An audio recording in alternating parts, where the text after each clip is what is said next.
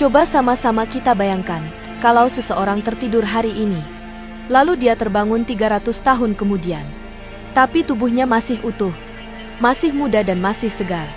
Di saat dunia sudah berubah seperti saat ini, teknologi sudah melampaui batas imajinasi, seolah waktu tidak pernah menyentuhnya.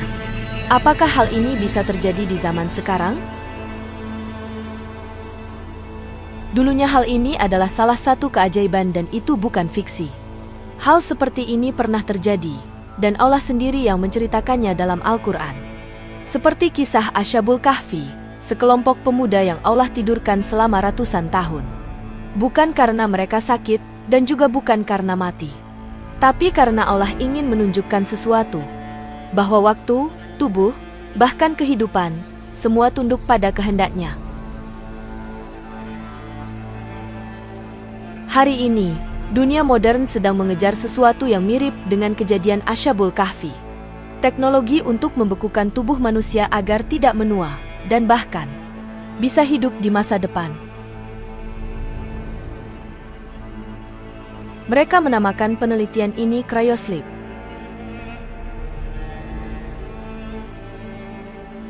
Banyak dari tokoh-tokoh besar ilmuwan dunia dan bahkan orang terkaya di dunia seperti Elon Musk, Bill Gates, sedang menginvestasikan miliaran dolar untuk membuat itu menjadi sebuah kenyataan. Pertanyaannya adalah, apakah mereka sedang mencoba meniru Ashabul Kahfi? Apakah manusia sedang ingin mengulang sesuatu yang dulu sudah Allah tunjukkan? Atau apakah mungkin mereka akan berhasil dan membuktikan kepada dunia bahwa manusia bisa hidup lebih lama tanpa penuaan? Kalau memang hal itu benar terjadi, maka kisah Ashabul Kahfi bukan hanya sekadar sejarah, tapi ia adalah blueprint, sebuah cetak biru dari langit, yang sedang dicoba untuk ditiru oleh bumi.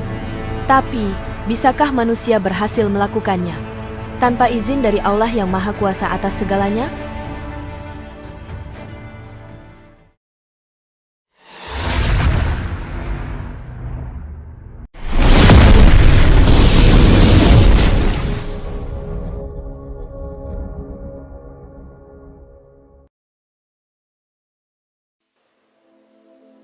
Mungkin bagi sebagian orang sudah sangat familiar dengan salah satu cerita yang ada di dalam Al-Quran. Dan itu terdapat pada surah Al-Kahfi, ayat 9-26. Di situ Allah menceritakan sebuah kisah yang sangat luar biasa. Bukan kisah dongeng dan bukan pula kisah legenda, tapi sebuah peristiwa nyata yang menjadi pelajaran bagi umat hingga hari ini. Kisah ini dikenal dengan nama Ashabul Kahfi, yaitu sebuah sebutan kepada sekelompok pemuda beriman yang hidup di tengah kekuasaan raja yang sangat zalim, di mana pada saat itu mereka tidak kuat melihat kemaksiatan dan penyembahan berhala di sekeliling mereka yang sudah sangat melampaui batas. Maka mereka pun memohon perlindungan kepada Allah, lalu melarikan diri ke sebuah gua, tempat yang sempit, sunyi, dan jauh dari keramaian. Dan disitulah Allah menunjukkan kuasanya yang tidak dapat dicerna oleh nalar manusia. Pertolongan Allah datang kepada mereka bukan dengan menghancurkan raja yang zalim itu, dan bukan pula menurunkan bala kepada para penyembah berhala, tetapi dengan sesuatu yang sangat halus. Allah membuat sekelompok pemuda itu tertidur di dalam sebuah gua. Sebagaimana firman Allah dalam Al-Quran, فضربنا على آذانهم في الكهف سنين عددا. Maka kami tutup telinga mereka di dalam gua itu selama bertahun-tahun. ثم بعثناهم لنعلم أي الحزبين أحصى لما لبثوا أمدا. Kemudian kami bangunkan mereka supaya kami mengetahui manakah di antara dua golongan itu yang lebih tepat dalam menghitung berapa lama mereka tinggal dalam gua itu.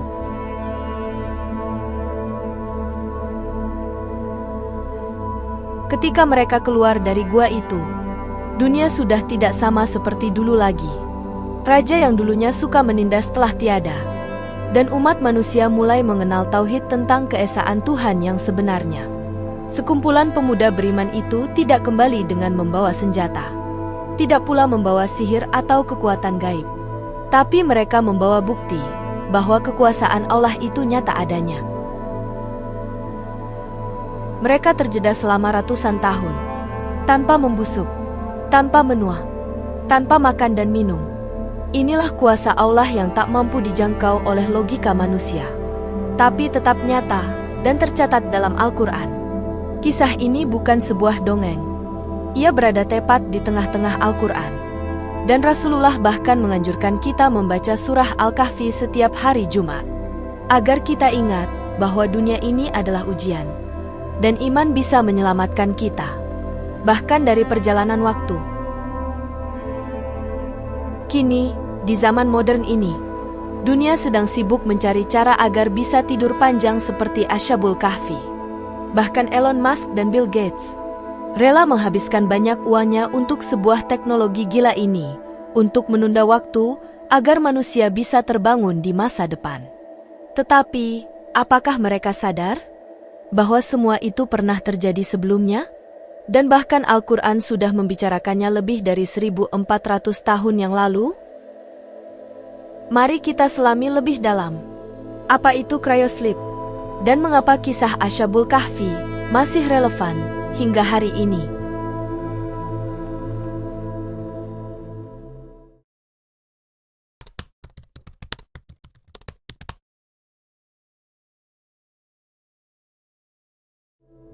Dalam teknologi modern, cryosleep atau disebut juga cryogenic sleep adalah proses membekukan tubuh manusia dalam suhu yang sangat rendah, dengan angka hampir mendekati nol mutlak. Tujuannya adalah untuk menghentikan metabolisme tubuh, agar tubuh tidak membusuk, tidak terjadinya penuaan dan tidak rusak sama sekali. Dengan teknologi ini, seseorang bisa tidur selama puluhan, bahkan ratusan tahun lamanya.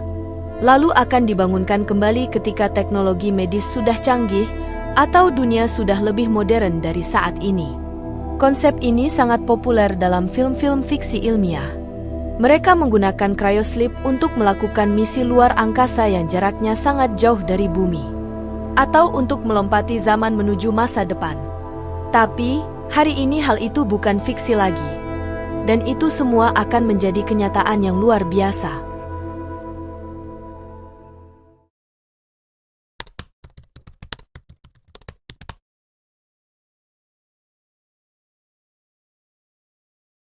Beberapa perusahaan sungguh-sungguh mengembangkan teknologi ini.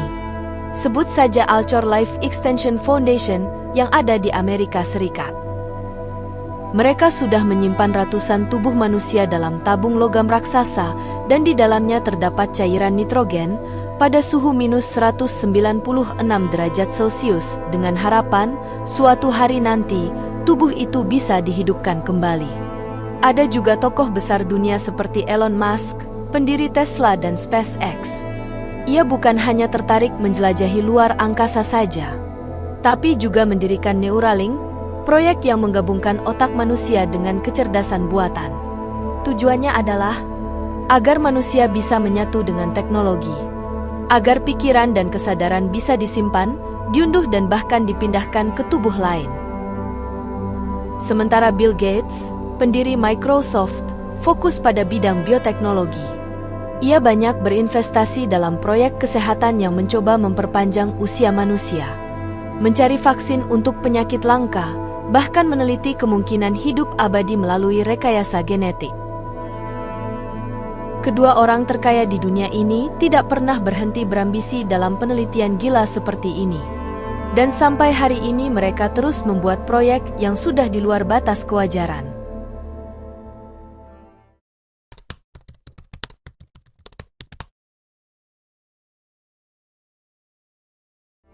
Mereka yang sedang mengembangkan proyek cryosleep, baik dari kalangan ilmuwan, peneliti, atau perusahaan teknologi, umumnya tidak secara eksplisit meniru kisah Ashabul Kahfi. Mereka tidak menyebutnya, tidak menjadikannya rujukan ilmiah, dan banyak dari mereka mungkin bahkan tidak tahu kisah tersebut secara mendalam. Tujuan utama mereka murni ilmiah, memperlambat proses biologis agar manusia bisa disimpan dan dihidupkan kembali di masa depan. Entah untuk pengobatan, perjalanan luar angkasa, atau alasan lain. Namun, jika kita berbicara secara konsep, hal ini sangat mirip. Jika kita melihat dari sudut pandang konseptual, maka ada kemiripan yang luar biasa. Ashabul Kahfi ditidurkan selama ratusan tahun, tidak mengalami penuaan, dan bangun dalam keadaan sadar di zaman yang sudah berubah. Ini sangat serupa dengan mimpi para ilmuwan cryosleep hari ini. Menunda usia, menyeberangi waktu, dan bangun di masa depan yang berbeda. Jadi bisa dikatakan bahwa mereka tidak sedang meniru secara sadar, tapi mereka sedang mencoba mewujudkan sesuatu yang Allah sudah tunjukkan bisa terjadi tanpa teknologi. Manusia berusaha keras menciptakan sesuatu yang sejatinya sudah ditunjukkan oleh Allah. Namun, mereka lupa siapa yang pertama kali melakukannya. Bukan melalui mesin, tapi melalui kehendaknya. Lihatlah betapa besarnya kekuasaan Allah Subhanahu wa Ta'ala. Proyek cryosleep memang tidak bertujuan untuk meniru Ashabul Kahfi. Namun, secara tidak langsung para ilmuwan ini sudah menunjukkan bahwa kuasa Allah lebih hebat dari segalanya. Dan ini membuat keimanan seorang muslim bisa bertambah kuat.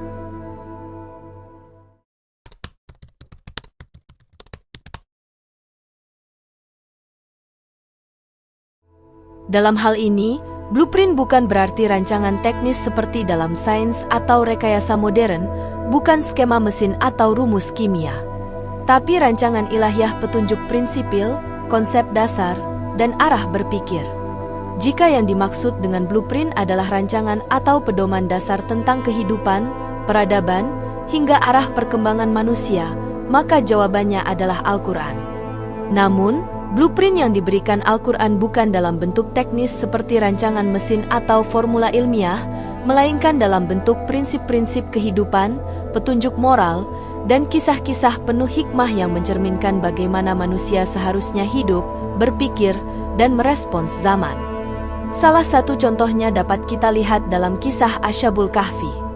Ketika manusia hari ini sedang sibuk mengembangkan teknologi cryosleep untuk memperlambat proses penuaan dan melintasi waktu melalui pembekuan biologis, Al-Quran sudah menunjukkan konsep serupa melalui kisah para pemuda yang ditidurkan oleh Allah selama 309 tahun. Tanpa alat, tanpa teknologi, hanya dengan kekuasaannya. Kisah tersebut bukan hanya tentang tidur panjang, tetapi tentang bagaimana keimanan dan tawakal menjadi pelindung utama. Ashabul Kahfi tidak mempersiapkan tubuh mereka dengan cairan khusus atau chip elektronik, tetapi mereka berdoa kepada Allah sebagaimana yang telah disebutkan dalam Al-Quran. Doa ini menjadi simbol bahwa solusi sejati datang dari langit, bukan dari laboratorium. Ini adalah bentuk blueprint spiritual yang jauh lebih dalam dibanding sekadar inovasi teknologis. Dalam banyak hal, Al-Quran tidak memberikan instruksi teknis tentang sains, tetapi memberikan kerangka berpikir yang membimbing arah penciptaan teknologi itu sendiri. Agar tetap berada dalam koridor etika, iman, dan tujuan akhir manusia sebagai makhluk yang kelak akan kembali kepada Tuhannya. Oleh karena itu, bisa dikatakan bahwa Al-Quran adalah kitab yang tidak pernah usang. Ia selalu relevan, bahkan lebih futuristik dari teknologi buatan manusia. Di saat manusia sibuk menciptakan sistem untuk menghindari kefanaan, Al-Quran sudah memberi gambaran bagaimana Allah menjaga hambanya yang beriman melampaui ruang dan waktu. Ini bukan hanya kisah masa lalu, tapi petunjuk untuk masa depan. Maka jika hari ini manusia bertanya-tanya bagaimana cara menghadapi perubahan zaman dan kemajuan teknologi, jawabannya sudah ada dalam blueprint dari langit, yaitu Al-Quran. Terima kasih telah menyimak video ini sampai akhir. Jika video ini bermanfaat, jangan lupa untuk like, komen, dan subscribe guna mendukung channel ini agar terus berkembang. Bagikan juga video ini kepada saudara-saudara kita agar mereka dapat menambah wawasan serta memperkuat iman kepada Allah Subhanahu wa Ta'ala. Sampai jumpa di video berikutnya dengan pembahasan menarik lainnya.